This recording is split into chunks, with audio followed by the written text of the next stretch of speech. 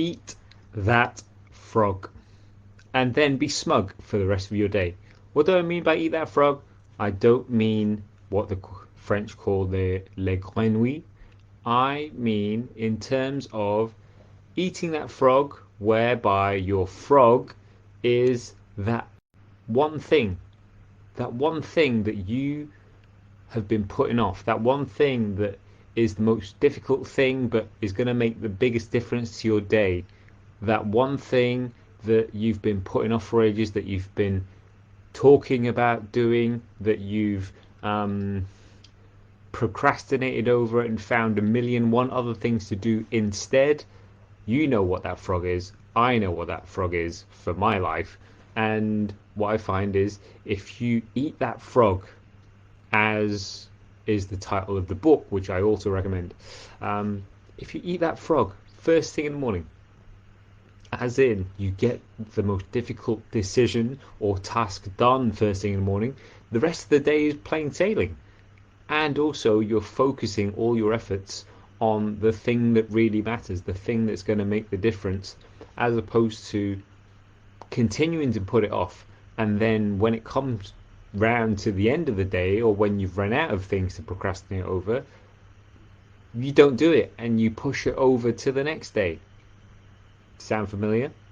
You know, like making that phone call, quitting that job, picking up that paper, like whatever decision it is, like that you're putting off and potentially leaving till the other end of the day, you're setting yourself up to make it even more difficult, whereby generally we're a lot more motivated, we're a lot more logical, we're more likely to make the best decisions early in the morning when you're awake. Okay, I know that there are night owls out there.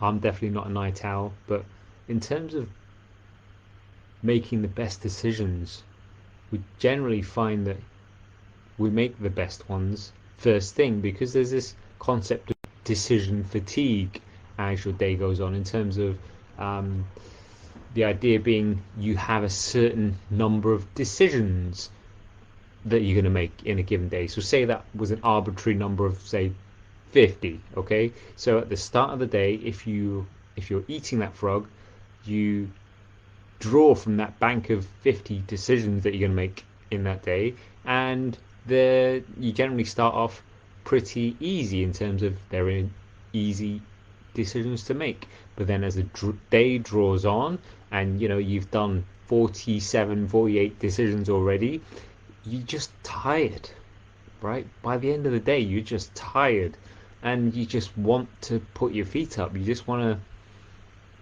have a glass of wine or whatever it is that you do to relax, but you've still got these decisions to make, and they can be not as good as if you were to make that decision first thing in the morning.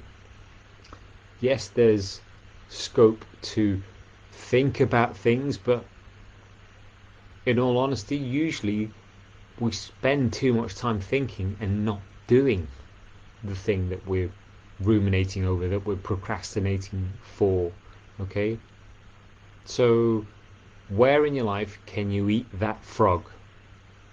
Today or tomorrow, or whenever it is that you're hearing this message. One, understand what your frog is, that big decision that's going to help move you forwards, whether that's in your fitness, your family, your fun, your finance, or your focus, like whatever area of your life it is. Where's that frog? What does it look like? And what do you need to do to move forwards with it? To move with you eating that frog, gulping it down, so that you're smug in the fact that for the rest of the day, any other decisions you make are nowhere near as hard. Okay? Imagine getting that first decision, that biggest decision, out of the way first thing, like you would with, say, your exercise and stuff, right? Once you've got it done, you can then be smug because you don't have to think about it for the rest of the day. You can focus your time, money, and energy on other things. Possibly things that you really like doing, as opposed to things that are grating you and that have been in your to-do list forever and ever.